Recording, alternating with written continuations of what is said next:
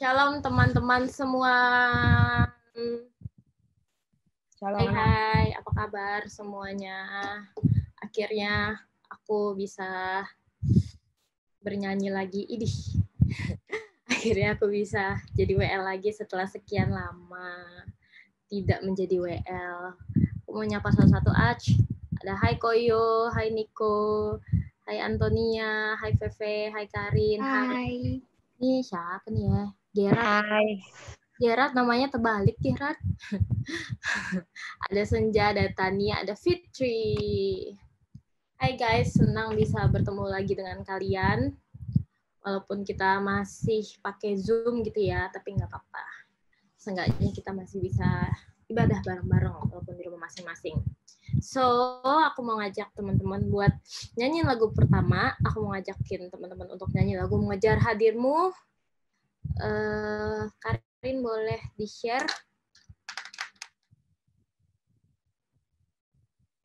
Sudah, Ci. Oh, udah ya? Oke, sorry.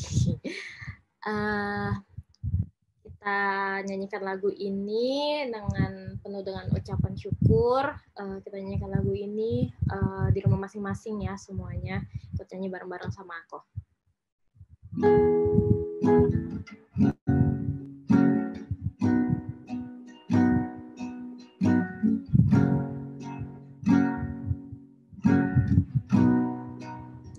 Dekat padamu itu rinduku,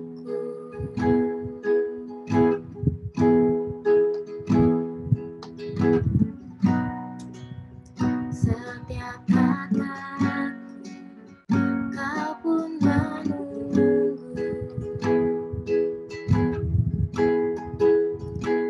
Tak kusangka ku temukan satu kasih yang abadi. Kini ku datang dan ku bawa hidupku.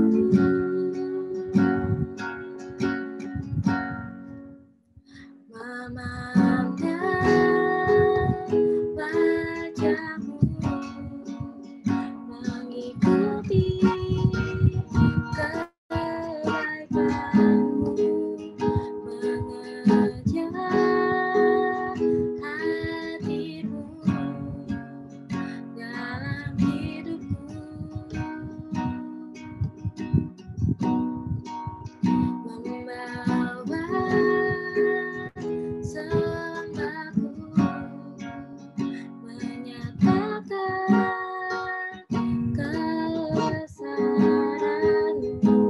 mengajak hadirmu dalam hidupku.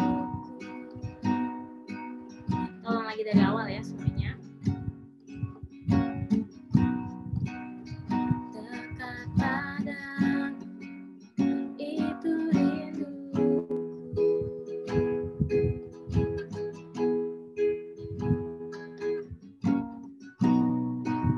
setiap kataku kau pun menunggu.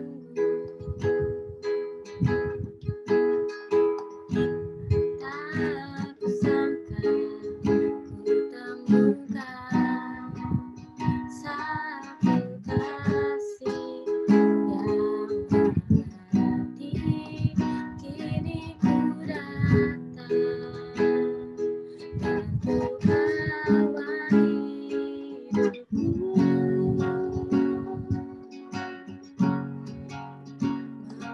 memandang wajahmu, mengikuti kebaikanmu, mengejar hadirmu dalam hidupku,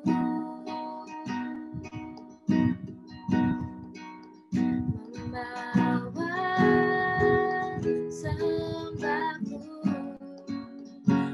menyatakan kebesaranmu, mengajak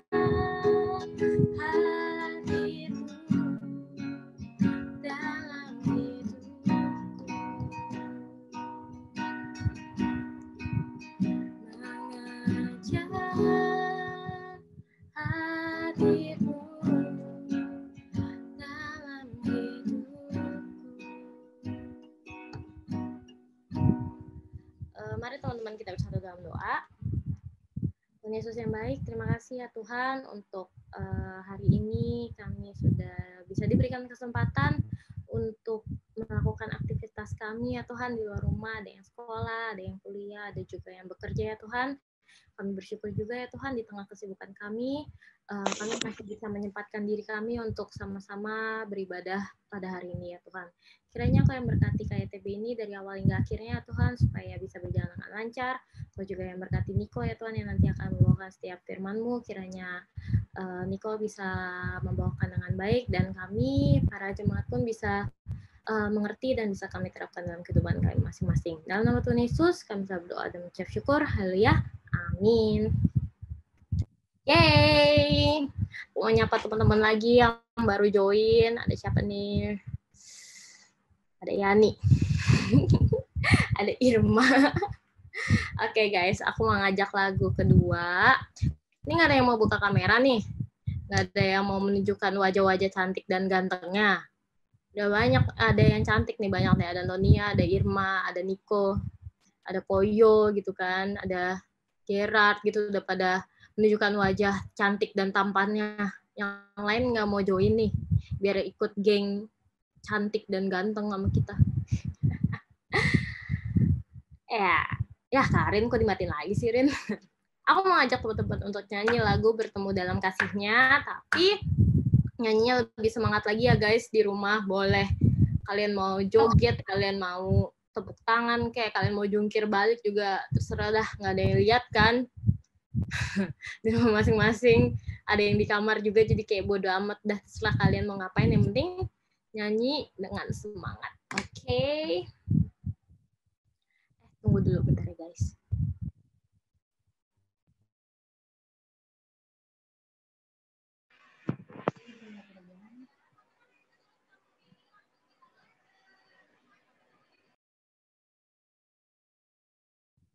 Oke, udah.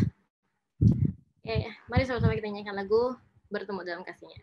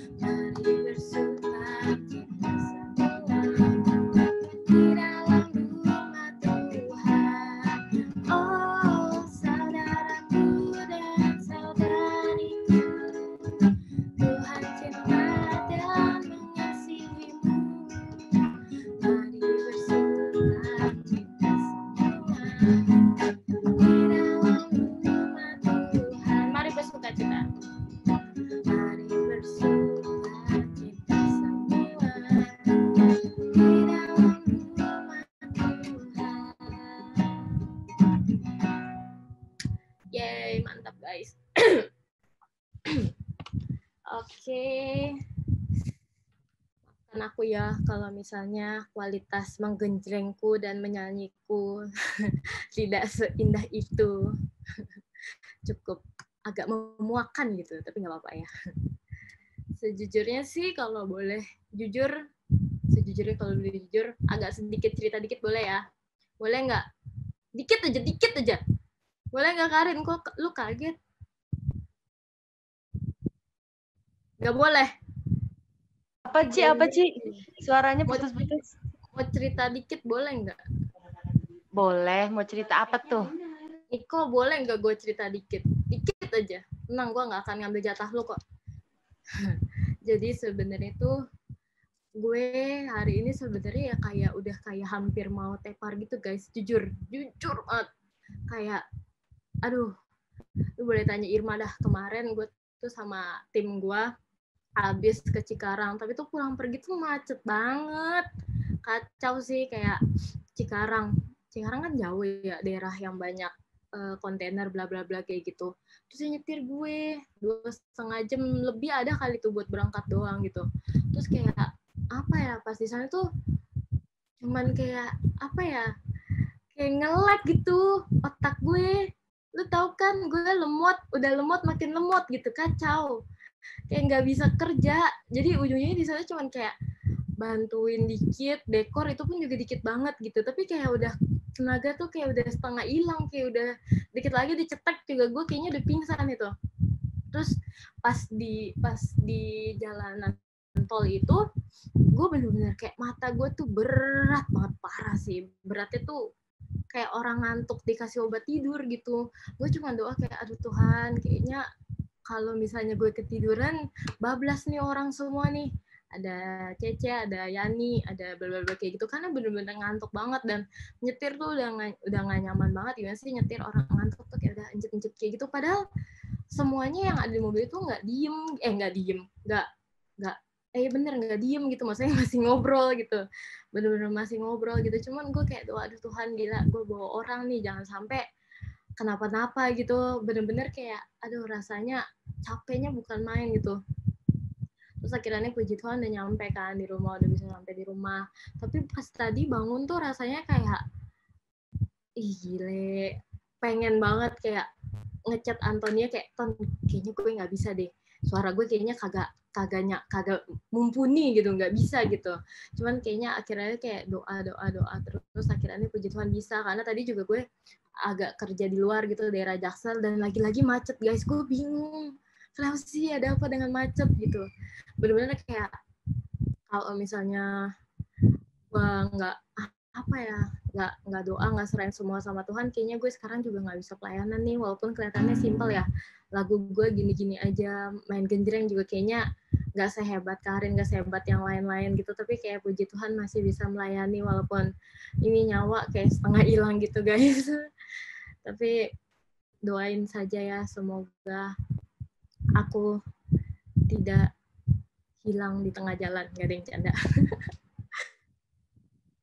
Jadi intinya bersyukur aja sih, maksudnya di tengah kayak pala udah kayak mau black out, udah kayak mau pingsan gitu, tapi kayak masih bisa kesempatan untuk melayani di sini walaupun seada-adanya gitu.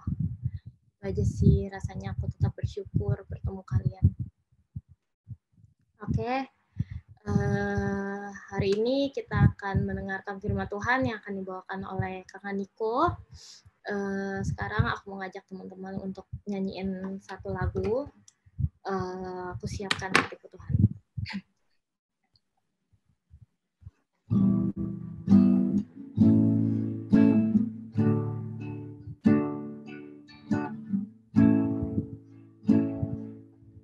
Ku siapkan hatiku Tuhan untuk dengar firman-Mu saat ini. Ku sujud menyembah-Mu Tuhan, masuk hadirat-Mu saat ini.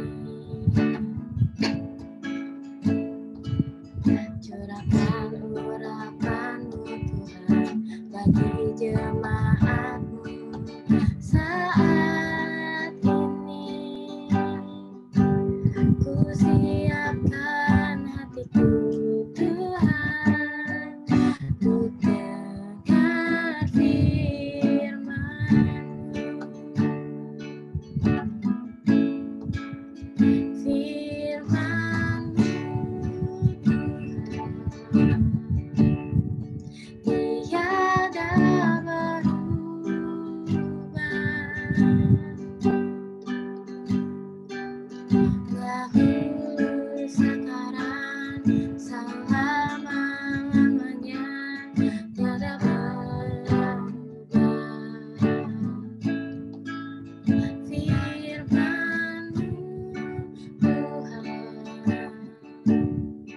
menolong hidupku.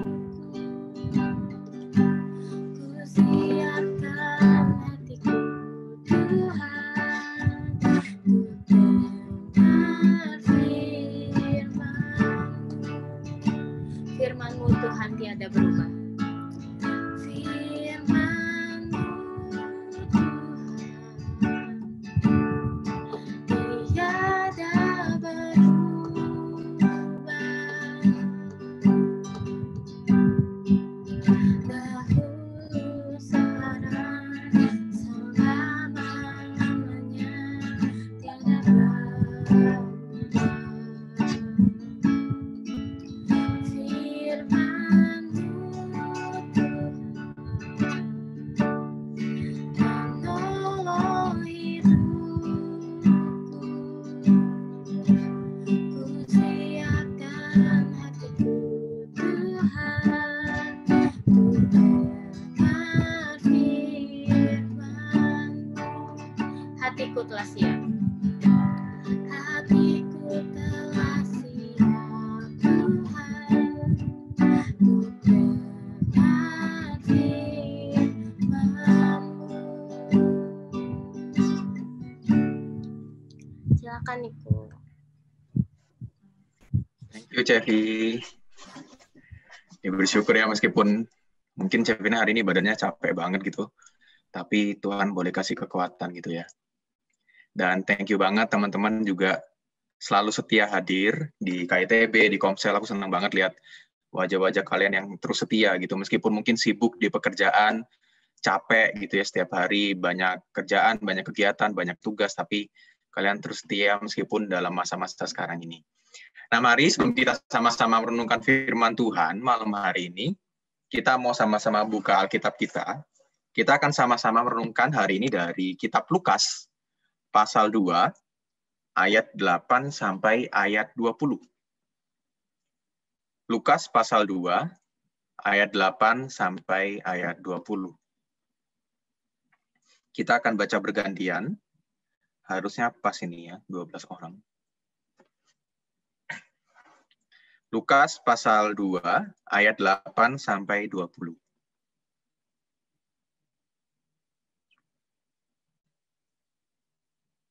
Kalau udah ketemu teman-teman boleh kasih respon, mungkin kasih jempol, atau mungkin mau ngomong oke juga boleh.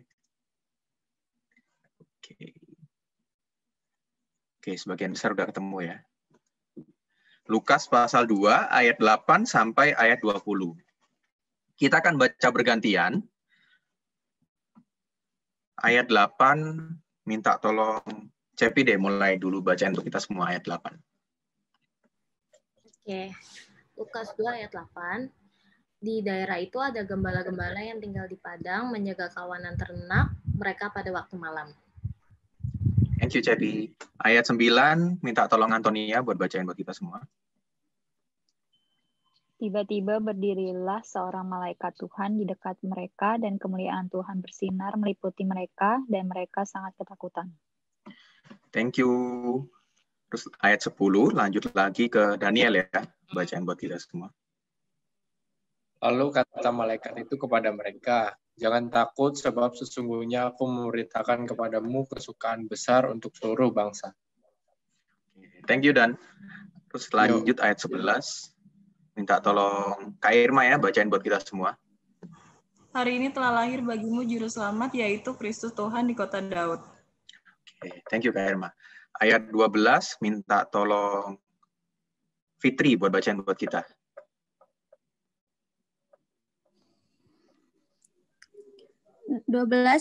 Inilah tanda bagimu, kamu akan menemukan bayi yang dibungkus dengan kain lampin dan berbaring di dalam palungan. Oke, thank you Fitri. Terus lanjut ayat 13, minta tolong Senja buat bacain buat kita semua. Ayat berapa tadi? 13. Dan tiba-tiba tampaklah bersama-sama dengan malaikat itu sejumlah besar bala tentara sorga yang memuji Allah. Katanya, Oke, thank you San. Ayat 14, minta tolong VV bacain. Kemuliaan bagi Allah di tempat yang maha tinggi dan damai sejahtera di bumi di antara manusia yang berkenan kepadanya. Thank you, Faye. Terus lanjut ayat 15, minta tolong Gerard buat bacaan buat kita semua. Setelah malaikat-malaikat itu meninggalkan mereka dan mereka kembali ke surga, gembala-gembala itu berkata seorang kepada yang lain, "Lah kita pergi ke Bethlehem untuk melihat apa yang terjadi di sana, seperti yang diberitahukan Tuhan kepada." Oke, thank you Gerard. Ayat 16, minta tolong Karin ya buat bacain.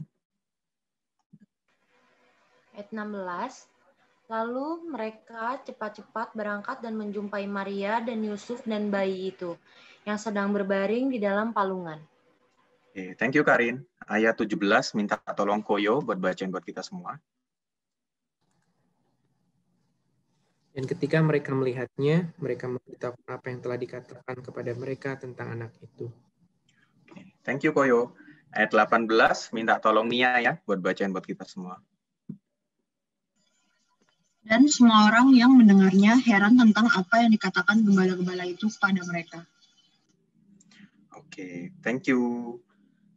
Ada yang belum diminta tolongin baca? Siapa ya? Udah semua ya kayaknya ya? Oke deh, ayat 19 sampai 20 aku bacain ya buat kita semua. Tetapi Maria menyimpan segala perkara itu di dalam hatinya dan merenungkannya. Maka kembalilah gembala-gembala itu sambil memuji dan memuliakan Allah karena segala sesuatu yang mereka dengar dan mereka lihat. Semuanya sesuai dengan apa yang telah dikatakan kepada mereka. Yuk mari kita sebelum mulai lebih jauh renungan firman Tuhan malam hari ini, kita sama-sama berdoa.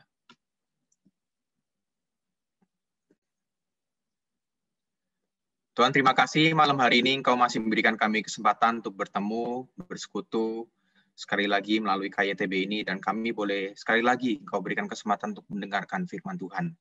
Kami bersyukur, mulai minggu kemarin kami sudah bersama-sama memulai renungan kami akan persiapan Natal, dan saat ini kami akan melanjutkannya secara khusus belajar dari gembala-gembala.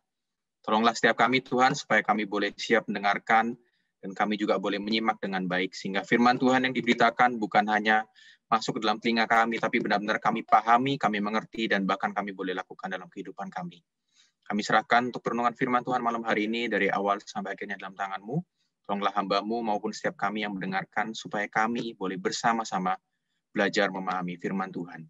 Terima kasih Tuhan, hanya di dalam nama Tuhan Yesus kami sudah berdoa. Amin. Oke.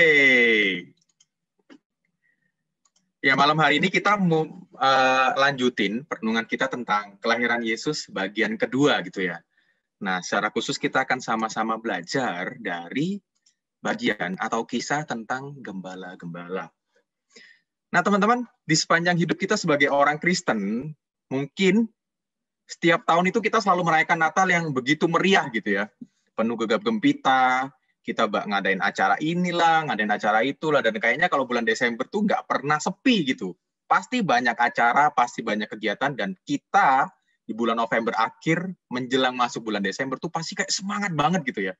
Wah, Natal nih nanti harus ngelakuin ini, ada itu, dan semuanya begitu menyenangkan gitu rasanya. Tapi di tahun ini kita dipaksa untuk merayakan Natal dengan sederhana gitu ya. Dengan apa adanya dan di rumah aja. Nah, momen ini sebenarnya mungkin bagi beberapa orang kayak merasa kayak ini Natal apa sih, kayak nggak ada vibe Natalnya sedikit pun gitu ya. Mungkin selama ini kita udah jarang banget bisa ngerayain Natal yang sungguh-sungguh Natal menurut kita, karena mungkin sibuk sama kerjaan atau mungkin sibuk sama studi. Nah, di tahun ini kayak ditambah lagi dengan ada pandemi COVID ini, kita harus di rumah. Biasanya bisa ke gereja atau misalnya bisa kumpul-kumpul, tapi sekarang harus dipaksa di rumah aja, dan kayaknya ini aduh kok Natalnya kayak gini sih. Nah, tapi sebetulnya momen Natal di tahun 2020 ini bisa jadi merupakan sebuah momen yang sangat spesial buat kita. Kenapa? Karena di dalam keadaan inilah Tuhan mengajak kita untuk sama-sama dalam keadaan yang mungkin berbeda. Nah, dalam Natal yang tidak biasa ini, Tuhan bilang ngajak kita untuk benar-benar memaknai arti Natal yang sebenarnya. Tanpa adanya kegiatan yang banyak, tanpa kesibukan yang ada. Nah, Tuhan mau ngajak kita dalam momen yang ada ini untuk sama-sama memaknai arti Natal yang sebenarnya. Dan supaya kita dapat lebih memahami dan memaknai Natal, kita perlu melihat Natal atau kelahiran Yesus ini dari sudut pandang para gembala. Nah, para gembala ini jadi sebuah ikon yang terkenal dan terkait erat dengan kisah kelahiran Yesus. Nah, mari kita lihat kenapa kok para gembala ini memainkan peran yang begitu menonjol pada Natal yang pertama ini. Saya minta satu orang untuk bacakan ayat ke-8 buat kita. Bisa langsung unmute aja. Ayat ke-8. Di daerah itu ada gembala-gembala yang tinggal di padang menjaga kawanan ternak mereka pada waktu malam. Okay, thank you Karin. Nah, kalau kita lihat di ayat sebelumnya gitu ya. Kalau kita nonton film gitu. Nah, ini scene-nya dari ayat 1 sampai ayat 7. Itu scene-nya masih di tempat kelahiran Tuhan Yesus gitu ya, di kandang gitu. Kita lihat masih ada Maria, masih ada Yusuf, masih ada bayi Yesus di sana. Nah, tiba-tiba di ayat 8, itu langsung berubah scene, teman-teman. Berubah ke scene di mana para gembala itu sedang tinggal di padang menjaga kawanan ternak mereka. Nah, teman-teman, tiba-tiba diubah gitu ya. Nah, ini sebenarnya ada satu hal yang spesial tentang gembala-gembala yang Tuhan pengen kasih tahu ke kita. Nah, sedikit pengetahuan gitu ya. Kehidupan seorang gembala pada masa itu, waktu zaman Yesus lahir itu, adalah kehidupan yang paling sulit bisa dikatakan. Kenapa? Karena seorang gembala pada waktu itu kurang dianggap gitu ya. Mereka tuh seringkali nggak dianggap dalam komunitas dan dianggap bukan siapa-siapa begitu. Nah, memang tidak selalu para gembala itu miskin, karena beberapa gembala itu juga punya tanggung jawab yang besar. Mereka harus menyediakan domba atau domba-domba ini untuk korban persembahan gitu ya. Tapi secara general, secara umum, bisa dikatakan kalau kehidupan gembala ini susah karena mereka seringkali nggak dipandang, dianggap bukan siapa-siapa di dalam komunitas orang Yahudi. Nah, para penggembala ini seringkali dipandang sebagai orang luar atau orang asing gitu ya, karena mereka kerjanya tuh di padang dan jarang sekali ketemu dengan orang-orang yang ada di dalam kota gitu. Mereka dipandang rendah, mereka bahkan dibenci dan diolok-olok dan nggak disukai oleh seluruh komunitas karena dianggap, beberapa orang menganggap pekerjaan gembala ini sebagai pekerjaan yang kotor, pekerjaan rendahan. Nah, reputasi para penggembala ini begitu buruk sehingga dalam satu sumber itu dikatakan mereka ini nggak diizinkan untuk memberikan kesaksian di dalam sebuah pengadilan karena dianggap kesaksian mereka ini nggak dapat dipercaya. Sampai separah itu, teman-teman. Kalau misalnya ada suatu pengadilan dan diminta seorang saksi, kalau pekerjaan mereka seorang penggembala, mereka ini nggak boleh memberikan kesaksian. Jadi mereka nggak boleh jadi saksi. Wah, waktu saya baca ini kayak sampai segitunya ya, mereka nggak dianggap itu, dianggap bukan siapa-siapa dalam komunitas orang-orang pada waktu itu. Nah, dalam Kejadian pasal 46 ayat 34, konteksnya latar belakangnya dalam budaya Mesir gitu ya, dikatakan bahwa sebab segala gembala kambing domba adalah suatu kekejian bagi orang Mesir.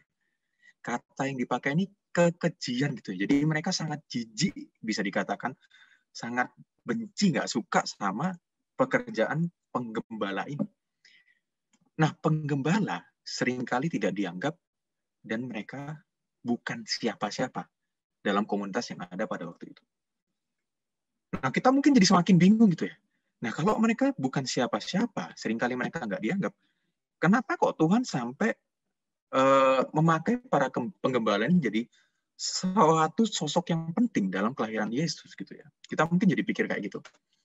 Nah, kita baca dalam perikop yang kita baca ini, dalam ayat 8 sampai ayat 20, di ayat 8 tadi yang kalian bacakan, dikatakan, di tengah keseharian mereka yang biasa-biasa aja, di tengah malam yang biasa-biasa aja itu, nah, tiba-tiba mereka dikejutkan oleh suatu hal yang nggak pernah mereka lihat.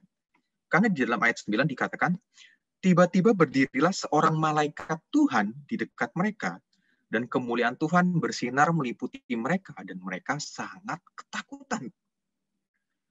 Nah, kita bisa bayangin gitu, waktu para gembala ini sedang memperhatikan dombanya, mungkin sambil ngobrol-ngobrol di samping api unggun gitu ya, sambil makan, sambil liatin dombanya. Tiba-tiba muncul suatu cahaya yang sangat terang, dan seorang malaikat Tuhan muncul entah dari mana. Dan dibilang juga cahaya kemuliaan Tuhan begitu menyilaukan mata mereka. Nah, bagi para penggembala, ini merupakan peristiwa yang sungguh mengejutkan. Bahkan bukan cuma buat para penggembala bisa dibilang, karena pada waktu itu orang-orang Israel sendiri nggak pernah menyaksikan malaikat Tuhan secara langsung. Kalau teman-teman ingat beberapa minggu yang lalu, dalam kisah Elizabeth dan Zakaria gitu ya, kita lihat waktu Zakaria ini ketemu dengan malaikat Tuhan di dalam bait Allah, itu di dalam bait Allah loh ya. Dia itu sampai tersungkur karena kaget melihat malaikat Tuhan dan kemuliaan Tuhan yang begitu luar biasa gitu. Nah, ini bayangkan para penggembala yang nggak dianggap dalam komunitas mereka, para penggembala yang bukan siapa-siapa ini, tiba-tiba melihat sosok malaikat yang begitu mengejutkan. Nah, terus dikatakan dalam ayat yang selanjutnya, bahwa para penggembala ini sangat ketakutan. Nah, ini menurut saya respon yang sangat wajar, teman-teman. Kenapa? Karena ya, bahkan ya, seorang imam jarang sekali bisa melihat malaikat secara langsung. Nah, ini mereka tiba-tiba bisa melihat malaikat secara langsung. Nah, kejadian yang mengejutkan itu sangat mengagetkan bagi mereka. Dan bahkan kejadian yang mengejutkan ini tiba-tiba berubah jadi suatu hal yang mengerikan gitu ya. Karena mereka bingung gitu, mereka nggak pernah lihat, dan bahkan sosok kemuliaan Allah yang dilihat oleh para penggembala ini membuat, kalau di Wahyu itu dikatakan sampai semua warga kerajaan sorga, malaikat, terus serafim itu sampai tersungkur. Nah, apalagi ini para penggembala yang lihat ya. Wajar kalau mereka sangat ketakutan. Nah, bukan hanya mereka ketakutan karena melihat sosok malaikat yang selama ini mungkin cuma pernah mereka dengar gitu ya. Tapi juga karena mereka melihat kemuliaan Tuhan yang begitu luar biasa. Bahkan dilanjutin setelah mereka melihat kedua hal itu, ada sekumpulan malaikat yang menyanyikan puji-pujian yang begitu luar biasa. Nah, teman-teman, di dalam hidupnya, karena pekerjaan mereka ini, para penggembala ini mungkin nggak pernah menerima kabar baik. Gitu ya. Karena pada waktu itu yang namanya kabar baik, itu selalu disampaikan kepada, yang pertama, pasti kepada raja, dan kepada orang-orang yang ada di istana. Tapi dalam ayat 10 dikatakan setelah mereka melihat sosok malaikat, dan malaikat ini mengatakan, jangan takut. Dikatakan, sebab sesungguhnya aku memberitakan kepadamu kesukaan besar untuk seluruh bangsa. Hari ini telah lahir bagimu juru selamat, yaitu Kristus Tuhan di kota Daud. Wah, mereka belum selesai kaget. Malaikat kasih tahu bahwa ada kabar baik yang begitu luar biasa buat mereka. Nah, Tuhan kasih privilege buat penggembala ini, buat para gembala ini, sebagai sekelompok orang yang pertama kali mendengarkan kabar sukacita Natal. Bahkan nggak tanggung-tanggung, Tuhan memberitahukannya secara langsung melalui malaikat Tuhan. Sama seperti ketika Tuhan memberitahukan kepada Yusuf dan Maria. Nah, 2 minggu lalu waktu Pak Edi memberitakan firman tentang orang Majus gitu ya, kita lihat bahwa orang Majus ini nggak lihat langsung malaikat loh ya. Mereka mencari Tuhan itu dari bintang yang mereka lihat. Dan di dalam perjanjian baru ini kita lihat malaikat menampakkan diri secara langsung, khususnya dalam cerita kelahiran Tuhan Yesus itu cuma kepada Yusuf, Maria, dan yang ketiga kita lihat ketika menampakkan diri kepada para gembala. Nah, teman-teman, berita yang malaikat berikan kepada para gembala ini juga sifatnya bukan cuma global, bukan cuma kepada seluruh bangsa, tetapi juga personal kepada para penggembala itu juga. Karena malaikat mengatakan, sebab sesungguhnya aku memberitakan kepadamu kesukaan besar untuk seluruh bangsa. Terus dikatakan, hari ini telah lahir bagimu. Jadi bukan cuma kepada seluruh bangsa, tetapi juga kepada para gembala itu secara personal, secara pribadi. Nah, Tuhan memilih para gembala ini untuk bukan cuma mendengarkan kabar baik, tapi juga untuk mengumumkan kabar baik ini kepada dunia. Nah, apa kabar baik yang diberikan kepada para penggembala ini? Kabar baiknya adalah Yesus datang ke dunia untuk mengampuni dan menebus kita dari dosa, agar kita dapat merasakan sukacita dan damai sejati di dalam Dia, Sang Raja Damai itu. Dan kabar baik ini tentunya bukan cuma untuk kalangan tertentu saja, karena kabar baik ini dikatakan untuk seluruh bangsa, atau kita bisa bilang untuk semua orang, untuk setiap kita yang ada di sini juga saat ini. Nah, melalui kisah para gembala ini, kita lihat bahwa Tuhan nggak cuma mencintai orang-orang penting atau somebody, tapi Dia juga mencintai mereka yang bukan siapa-siapa.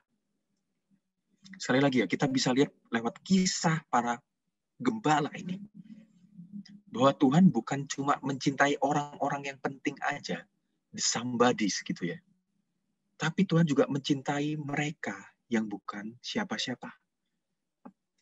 Nah, teman-teman, kita bisa lihat bahwa kabar baik Tuhan bukan cuma untuk orang-orang kaya, bukan cuma untuk orang-orang terkenal, bukan cuma untuk orang-orang yang punya jabatan penting, bukan cuma untuk orang-orang yang dianggap penting, dianggap luar biasa oleh dunia ini, tetapi juga untuk mereka, orang-orang yang sering tidak dianggap atau seringkali dibilang bukan siapa-siapa oleh dunia ini.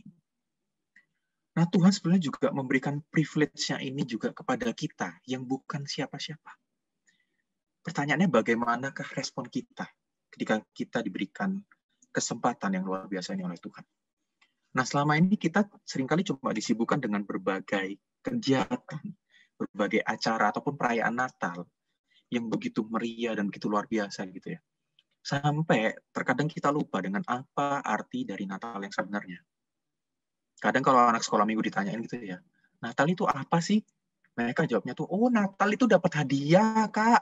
Natal itu ada Santa Claus, apalagi. Natal itu ada pohon Natal gitu ya. Anak sekolah minggu ini kan polos, dan kalau ditanyain mereka seringkali jawabnya hal-hal seperti itu. Tapi apakah itu arti sebenarnya dari Natal, teman-teman?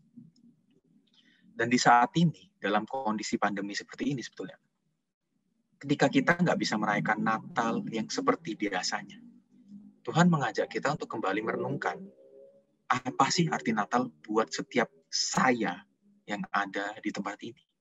Dan bagaimana respon kita yang sebenarnya? Nah, teman-teman, ketika para gembala mendengar kabar dari malaikat ini, dituliskan bahwa mereka cepat-cepat berangkat untuk menjumpai Mesias yang sedang berbaring di dalam palungan itu. Dan bahkan ketika mereka bertemu dengan Sang Juru Selamat, bayi yang berada di dalam palungan itu, di ayat 17 dikatakan bahwa para gembala ini langsung memberitakan kabar sukacita yang telah mereka dengar dari malaikat itu kepada orang banyak. Nah, kalau boleh minta tolong satu orang untuk bacakan ayat 17 buat kita semua.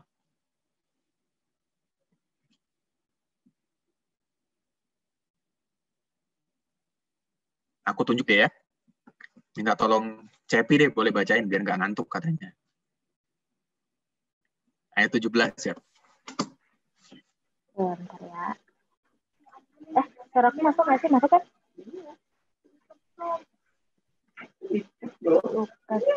Ayat 17 tadi ya. Dan ketika mereka melihatnya, mereka memberitahukan apa yang telah dikatakan kepada mereka tentang anak itu.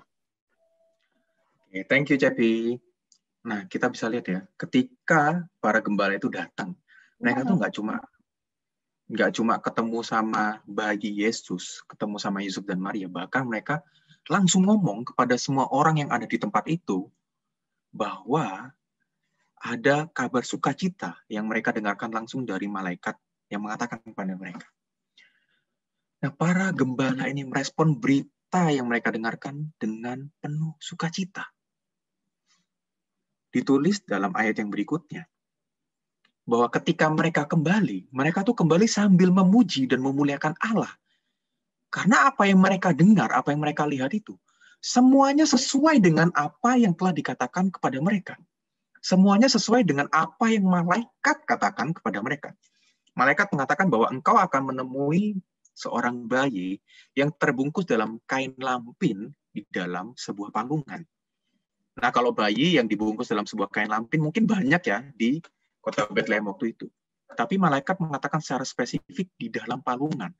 Dan ketika para gembala ini menemukan hal itu dan melihatnya dengan mata kepala mereka secara langsung, mereka benar-benar bersuka cita.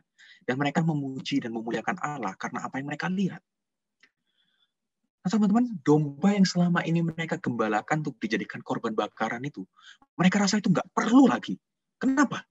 Karena Sang Mesias telah datang ke dunia untuk menebus dan menyelamatkan umatnya dari kuasa dosa dan maut.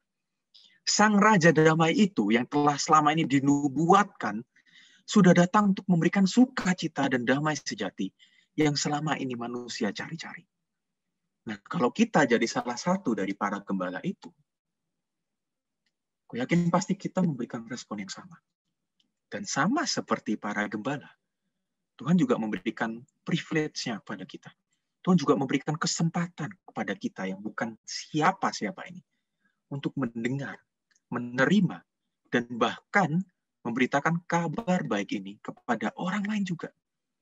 Karena kabar sukacita Natal ini ditujukan kepada semua orang. Bukan cuma buat orang-orang penting, tapi kepada juga orang yang tidak dianggap, kepada mereka yang bukan siapa-siapa. Tapi sayangnya,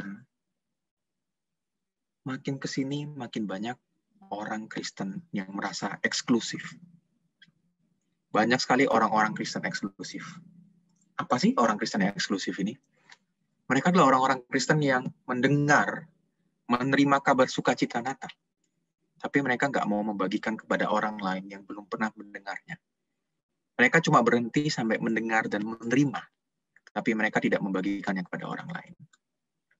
Dan mungkin di antara kita yang ada di tempat ini, termasuk juga saya, juga merupakan salah satu dari orang Kristen eksklusif ini. Nah, teman-teman, baru Senin kemarin nih, waktu mempersiapkan renungan ini gitu ya, saya lagi buka-buka Instagram dan scroll feed gitu. Saya lihat satu post dari BBC News. Dan BBC News ini jarang sekali kasih berita tentang kekristenan gitu ya. Nah, tapi dari dalam post yang singkat ini, dari video yang singkat ini, saya jadi tertegur gitu. Nah, kita mau sama-sama lihat video singkat ini. Semoga internetnya lancar ya. Saya bakal share screen ke teman-teman.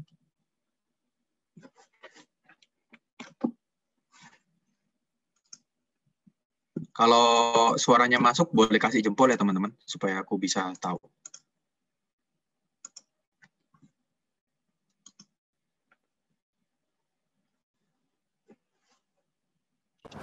I'm a broken, recovering drug addict that got a second chance, and I love the poor because I know I'm the poor, and as long as I breathe, I'll serve the poor. No need to push, there's plenty. You see all these people, they have children, hungry children. We need social distancing or we're going to get in trouble. Politicians say that it was a level, this coronavirus. It's a lie, because if you're poor, you've got no chance. There's tuna pasta, bacon, all sorts in here. People are coming down here for hot food that they can eat now. It's really hard to get food for myself because I've got much money on me and I can't go out anywhere. A couple of days food is mean everything to us. The need's massive, absolutely colossal. We'll have no fighting. I suffer from depression and this coronavirus has made it 10 times worse. If it hadn't been for all these, basically be dead.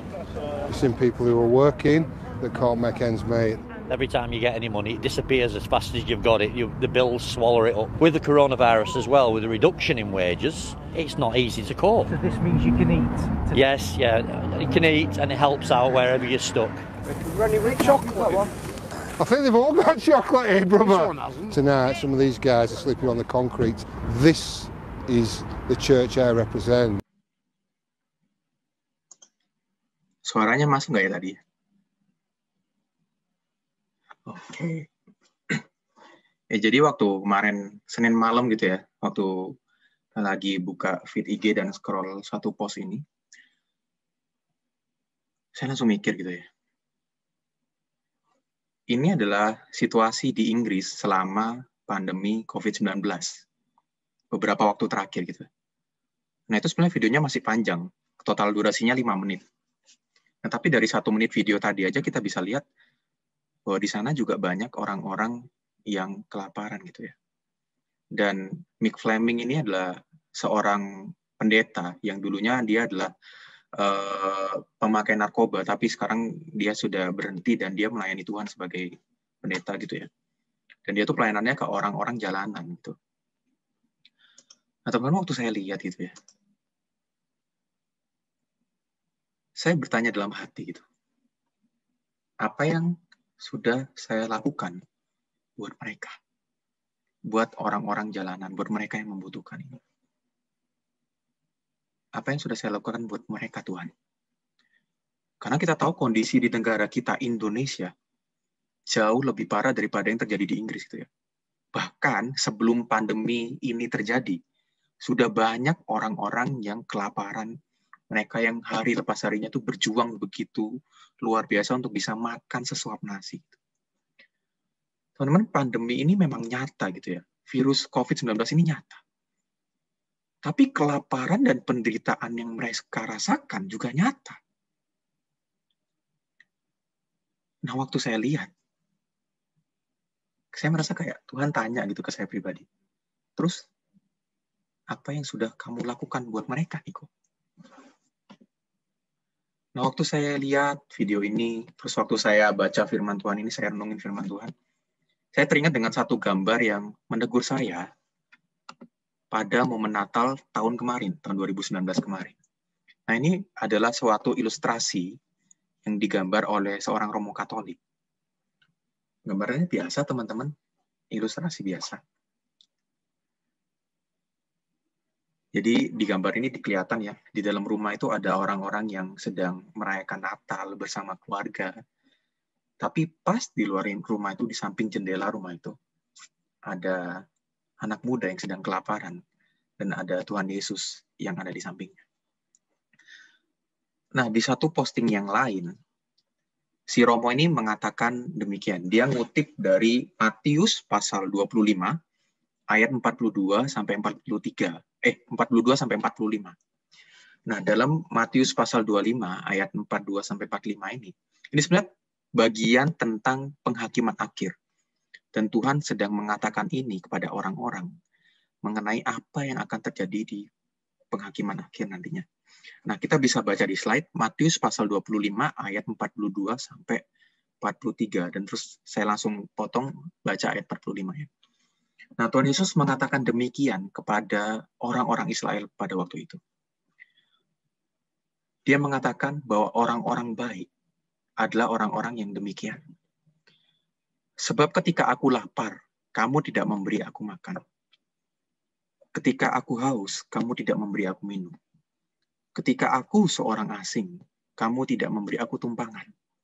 Ketika aku telanjang, kamu tidak memberi aku pakaian. Ketika aku sakit dan dalam penjara, kamu tidak melawat aku. Aku berkata kepadamu, sesungguhnya segala sesuatu yang tidak kamu lakukan untuk salah seorang dari yang paling hina ini, kamu tidak melakukannya juga untuk aku. Nah, pada waktu itu Tuhan Yesus mengatakan ini karena ada orang-orang yang merasa bahwa dirinya baik, merasa bahwa dirinya pantas masuk ke surga, pantas diakui oleh Tuhan. Tapi Tuhan memberikan tamparan yang begitu luar biasa lewat apa yang dikatakan ini. Dan dalam satu postingan lainnya, si Romo ini mengatakan demikian. Nah, mungkin kalau di zaman kita sekarang, mungkin Tuhan Yesus, Sang Raja Damai itu akan berkata kepada orang-orang baik, pada orang-orang yang mengaku baik, kepada orang-orang yang mengaku Kristen, begini. Sebab ketika aku menyambung hidup dengan berjualan, kamu beli jualanku tanpa menawar. Ketika aku rentan kena COVID, kamu mematuhi protokol kesehatan. Ketika aku tidak good looking dan gerapiak itu ramah, gitu, kamu tetap baik kepadaku. Ketika aku melakukan hal memalukan atau menjengkelkan, kamu tidak mengumbarnya di medsos. Terus dia lanjut mengatakan di slide yang selanjutnya, ketika aku minoritas, kamu berlaku adil dan murah hati kepadaku. Ketika aku bekerja kepadamu, kamu mengupahku dengan layak. Ketika aku tidur di trotoar dengan dagangan, kamu sediakan pelataran rumahmu untukku tidur. Nah, kalau yang di pertama, dalam Matius itu Tuhan memberikan teguran gitu ya kepada orang-orang yang mengaku Kristen, mengaku orang baik. Nah, dalam suatu kutipan yang diparafrase oleh Romo yang bernama Bayu Edfra ini, dia mengatakan, kalau sekarang, mungkin Tuhan Yesus mengatakan demikian, ketika kita melakukan semua itu tadi, itu baru namanya kita orang Kristen. Itu baru namanya kita dikatakan orang yang baik. Nah, teman-teman, selama beberapa minggu ini, saya bersama teman-teman yang lain juga ikut sibuk mempersiapkan perayaan Natal gereja kita gitu ya. Kita sibuk latihan musik, sibuk nyiapin peralatan yang ada, nyoba Zoom, nyoba aplikasi gitu ya. Mulai ngerinci apa-apa saja yang perlu disiapkan supaya kita berharap Natal tahun ini meskipun dalam kondisi pandemi, kita tetap bisa merayakan momen Natal gitu ya. Apakah itu salah? Enggak ada yang salah dengan mempersiapkan Natal gitu ya. Tapi waktu saya merenungkan firman Tuhan ini, waktu saya baca beberapa postingan tadi gitu ya, saya tahu dalam hati saya yang terdalam, saya juga sudah menjadi salah satu orang Kristen yang eksklusif tadi. Jadi orang Kristen yang sudah mendengar, sudah menerima kabar sukacita Natal itu, tapi tidak memberitakannya kepada mereka yang belum mendengar. Saya melupakan satu hal yang jauh lebih penting daripada perayaan yang kita lakukan. Seperti gambar tadi gitu ya.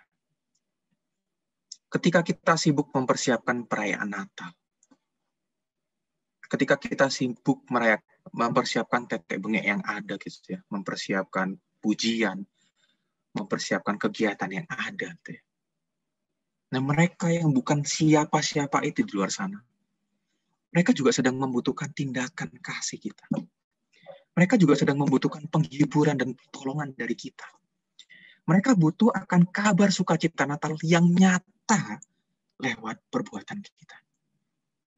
Nah, waktu kita lihat gambar tadi, ketika di dalam rumah orang-orang sibuk merayakan Natal, mereka senyum, mereka tertawa dengan perayaan yang ada. Tuhan Yesus sedang berdiri di samping anak yang sedang kelaparan itu. Nah, bagaimana dengan kita? Apakah jangan-jangan di dalam masa pandemi ini juga, memang kita awalnya berpikir berusaha memberikan yang terbaik, mempersiapkan perayaan Natal yang terbaik, supaya kita bisa bersama-sama merayakan momen Natal itu. Tapi apakah benar? Atau jangan-jangan kita malah salah fokus dan melupakan arti Natal yang sebenarnya dalam hidup kita. Teman-teman, kira-kira 700 tahun sebelum kelahiran Yesus, Nabi Mika menubuatkan bahwa Sang Mesias, Yesus akan datang.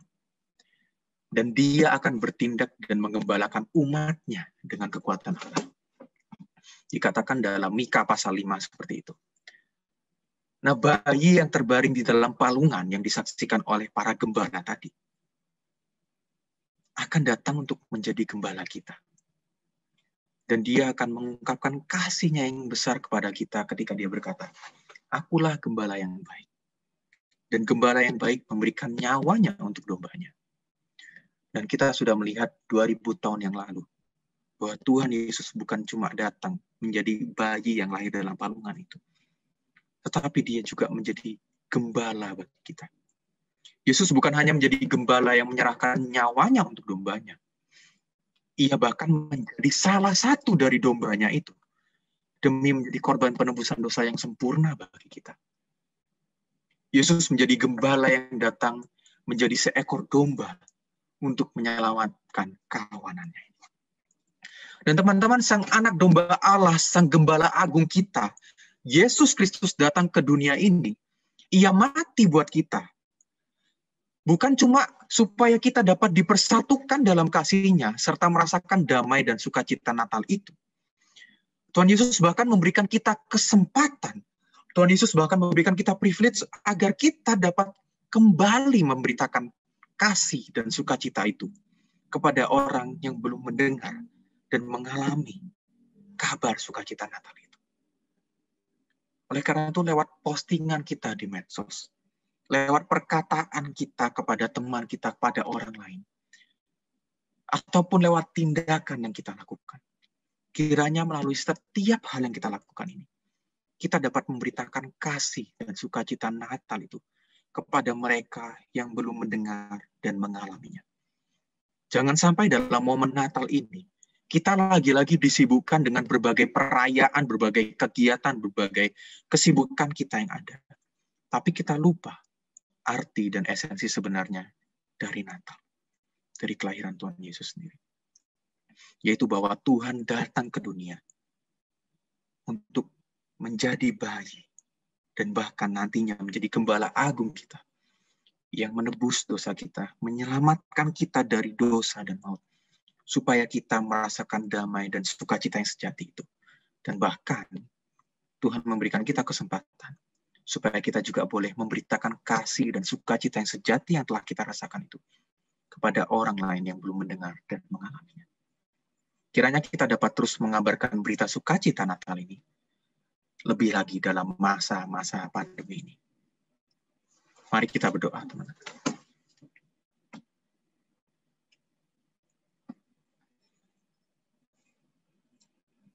Tuhan, terima kasih karena malam hari ini secara khusus melalui bagian mengenai gembala-gembala, kami boleh belajar bahwa kabar sukacita Natal Tuhan berikan bukan cuma kepada orang-orang Majus, bukan cuma kepada Herodes, tetapi juga kepada para gembala yang seringkali tidak dianggap, yang mereka dianggap bukan siapa-siapa di dalam komunitas mereka ini. Dan sama seperti para gembala itu, Tuhan juga memberitakan kabar sukacita Natal ini kepada kami yang bukan siapa-siapa. Kami manusia, kami anak-anak muda, kami anak-anak Tuhan yang seringkali masih mengecewakan Tuhan ini. Tapi kami malam ini sekali lagi boleh diingatkan bahwa Tuhan juga memberitakan kabar sukacita Natal itu bagi setiap kami. Dan bahkan Tuhan bukan cuma memberitakan kabar itu bagi kami. Kami yang berkesempatan untuk mendengar dan menerima kabar sukacita Natal ini, juga Tuhan memberikan kesempatan untuk memberitakan kabar sukacita Natal ini kepada orang-orang lain yang belum mendengarkan. Tapi maafkanlah kami Tuhan kalau dalam momen-momen persiapan Natal ini, kami malah lebih fokus kepada hal-hal yang lain. Kami lebih fokus dalam mempersiapkan perayaan Natal. Kami lebih fokus dalam mempersiapkan kegiatan yang ada. Tetapi kami lupa untuk benar-benar memberitakan kabar sukacita Natal ini kepada mereka, kepada saudara-saudari kami di luar sana yang belum mendengar. Tuhan, kalau kami belum melakukannya dalam tindakan kami, kalau kami belum melakukannya lewat perkataan kami, kalau kami belum melakukannya lewat postingan-postingan yang kami lakukan dalam media sosial, tolonglah kami Tuhan, supaya dalam apapun yang kami lakukan, kami boleh terus ingat untuk boleh memberitakan kabar sukacita Natal, terlebih dalam tindakan nyata yang kami lakukan kepada orang-orang lain di luar sana. Tolonglah kami Tuhan, karena di luar sana banyak orang yang sedang kelaparan, di luar sana banyak orang yang sedang membutuhkan. Dan berikanlah kami hikmat, bahkan dalam kondisi pandemi seperti ini, kami tetap bisa melakukan apa yang bisa kami lakukan untuk menolong mereka, untuk memberikan mereka kekuatan dan penghiburan. Sehingga kabar sukacita Natal itu juga boleh nyata dalam setiap tindakan kami. Terima kasih Tuhan. Kami serahkan setiap diri kami yang ada di tempat ini dalam tangan-Mu. Hanya di dalam nama Tuhan Yesus, kami sudah berdoa. Amin.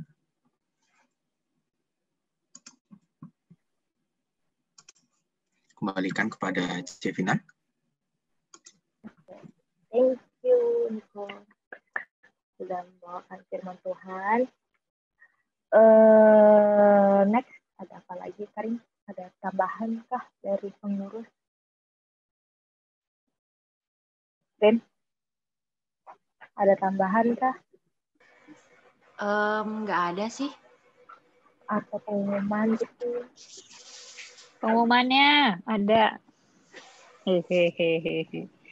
Apa tuh? Jangan Paling lupa video, guys. Oh iya, paling ngingetin itu aja sih untuk video kompilasi guys, yang untuk kita acara Natal yang lagu Dia Lahir Untuk Kami.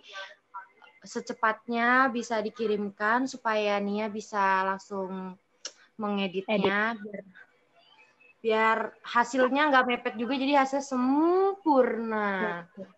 Dah, apakah Jangan yang takut lain? jelek ya teman-teman. Ya, Yang penting betul. kita semua bisa berpartisipasi, itu keren banget. Setuju. Ayo guys, ikut aja guys, nggak apa-apa. Kayak gue sama Cibren, kita nggak bisa janji, yang penting Nah, kalau joget aja. misalnya bilang bilang aja kalau misalnya cantikin atau gantengin gampang diedit sama Nia. Aku juga kok. Bisa. Kalau ngerasa ada yang kekurusan bisa dilebarin, ngerasa ada yang kegemukan bisa dikurusin. Bercanda. Seperti si Tepi yang sering mengedit foto saya ya kan. Selanjutnya Komsel Jumat. Ya, Komsel. Komsel Jumat. Nggak tahu siapa. Layannya siapa, Kak? Ciesi. Oh, Mbak firmannya Ciesi, pemimpin pujiannya, kok lupa ya. Oke, sama berarti siapa tuh? Jangan lupa kirim video nyanyi kalian ya. Oh ya teman-teman, nanti kita ada satu event, bukan event sih, ya kegiatan yang cukup menarik. Nanti teman-teman pengurus akan umumin, boleh ditunggu gitu ya. Tapi harapannya kita bisa sama-sama berpartisipasi supaya meskipun dalam masa pandemi ini kita bisa sama-sama merasakan momen Natal dan bahkan saling membagikan kabar sukacita Natal gitu ya. Seenggaknya dalam youth pengharapan sendiri itu. Oke, nanti ditunggu ya. Nanti teman-teman pengurus bakal kasih infonya. Spoiler apa dong, aja. Spoiler, aduh salah ngomong. Sop iler. Udah. Sop iler. Guys, pokoknya susah ya, mohon maaf nih rada kepleset. Apa spoilernya apa nih? Kado deh, kado. Oh enggak, jangan enggak jadi deh. Apa ya? Ya udah sih langsung aja ngomong. Ini PHP lah. Langsung aja deh ngomong. Bikin penasaran, pinter Karin, bagus. Gak apa, biar penasaran. Iya. Pasti kebaca lah, asik. Ya udahlah. Ya udahlah, bocorin aja lah. Dia lah. tuh pas Niko ngomong tuh kayak gue bingung kayak apa ya, terus gue ingetin oh itu. Oh ini deh, spoilernya baju tidur guys. Iya kan? Kita punya dress code-nya. Oh, kantornya nggak tahu ya, pokoknya dress code-nya baju tidur guys. Pajemes. Tahu kok. Apa namanya? Pajemes. Apa namanya? Kayaknya beda konteks yang aku samain sama Karin deh. Udahlah pokoknya itu ada guys. Dua. Karin mie kremes.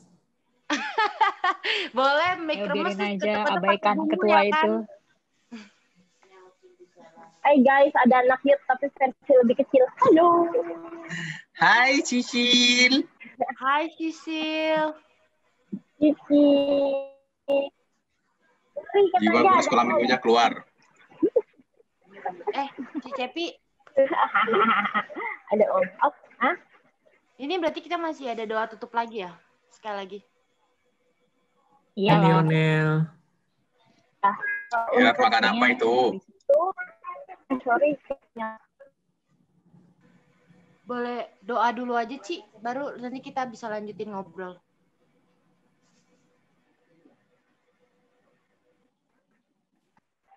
Aku boleh minta tolong Koyo untuk tutup dalam doa. Atau mungkin Koyo ada yang mau ditambahin juga gitu dari firman yang tadi dibawakan oleh Niko gitu. Asal jangan dikurangin ya, Pak. Nggak ada, Cepi. Aku kalau gitu minta tolong Koyo untuk tutup dalam doa aja ya.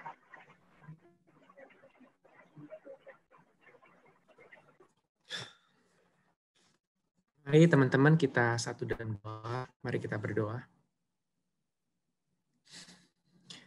Bapa di surga, kami sungguh bersyukur Tuhan untuk malam hari ini kami boleh bersama-sama kembali untuk disegarkan satu kebenaran firman-Mu yang boleh membuka mata hati kami.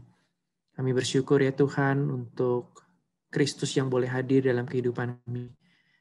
Ampuni setiap dosa dan kesalahan kami ya Tuhan, jikalau kami mungkin kurang memperhatikan sekeliling kami. Tapi pada malam hari ini Tuhan, Engkau boleh menyadarkan kehidupan kami untuk melihat sesama kami, untuk mengasihi, untuk mencintai sesama kami. Selayaknya Engkau lahir di dunia ini Tuhan, hadir dan juga untuk menjadi juru selamat setiap manusia.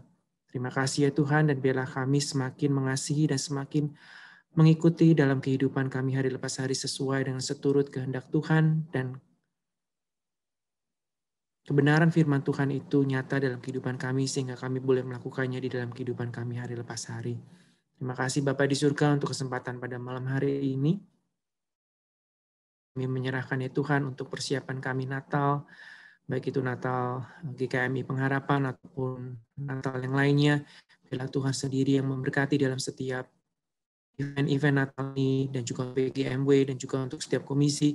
Biarlah Tuhan memberkati, bukan hanya setiap Natal setiap tahun yang boleh kami peringati, tapi sesuatu hal yang baru, tetapi sesuatu hal yang boleh kami lakukan, dan kami boleh dengar, dan kami juga boleh simpan dalam kehidupan kami, dan kami boleh menjadi anak-anak Tuhan. Terima kasih Bapa di surga, kami boleh menyerahkan malam hari ini ke dalam tangan Tuhan, dan kami menyerahkan semuanya ke dalam tangan dan pimpinan-Mu saja. Di dalam nama Tuhan Yesus Kristus, Juru Selamat kami hidup, kami berdoa dan mengucapkan syukur kami. Amin.